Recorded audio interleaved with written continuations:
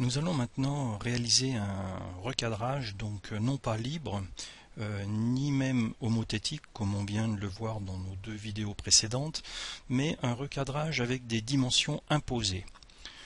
Par exemple, je souhaite donc intégrer une photo sur le haut d'un site internet, ce qu'on appelle le header, et la dimension qui est donc à ma disposition correspond à peu près à 1000 pixels sur 300 pixels de haut. Eh bien, je vais donc devoir recadrer une photo pour que celle-ci, à l'arrivée, eh bien, fasse les dimensions donc prévues à cet effet pour mon site internet. Alors, je vais donc aller ouvrir une photo. Je vais prendre, alors il faut déjà trouver une photo qui se prête un petit peu à ce type de recadrage. Je vais prendre celle-ci par exemple. Voilà, et je vais donc aller prendre l'intérieur de cette photo pour pouvoir faire vraiment une photo panoramique. Donc la première des choses à faire, c'est de faire en sorte que ma photo fasse 1000 pixels de large.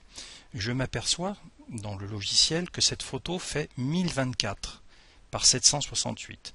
Donc la première des choses à faire, c'est d'aller redimensionner la largeur de ma photo. Donc ça, nous l'avons vu dans des vidéos précédentes, comment on redimensionne une photo. Donc je vais dans Images, Échelle et taille, et ici, à la place de 1024, je vais donc mettre 1000 pixels. Je clique en dessous, je vérifie que la hauteur est supérieure à 300, puisque je dois donc récupérer une hauteur de 300.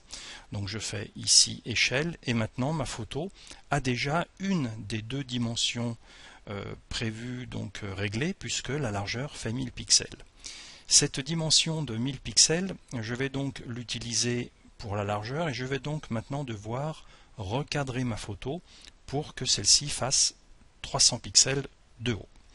Je reprends donc maintenant mon outil de recadrage, de découpage et pareil, je traverse la photo donc de haut en bas donc afin de positionner cette fameuse fenêtre de recadrage sur ma photo. Je retrouve les 4 poignées de coin et je retrouve les 4 poignées de côté. Dans les options de mes outils, dans le petit menu taille, je retrouve ici la largeur de ma photo et ici je retrouve la hauteur de la photo.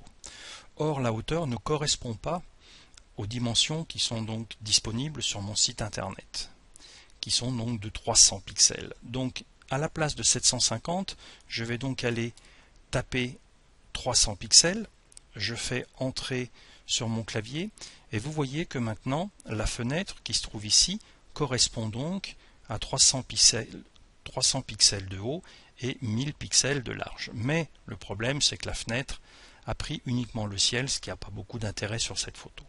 Donc je vais descendre ici la fenêtre pour venir recadrer proprement ma photo en respectant les règles des tiers, ce qui fait que je vais mettre donc à peu près un tiers de colza et 2 tiers de ciel, ce qui va correspondre à une photo tout à fait panoramique.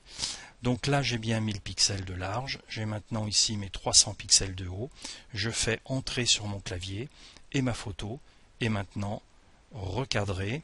Si je vais dans Images, Échelle et taille, on s'aperçoit qu'elle fait donc bien 1000 pixels par 300, donc c'est vraiment la taille voulue qui me permet de venir maintenant déposer cette photo sur mon site internet.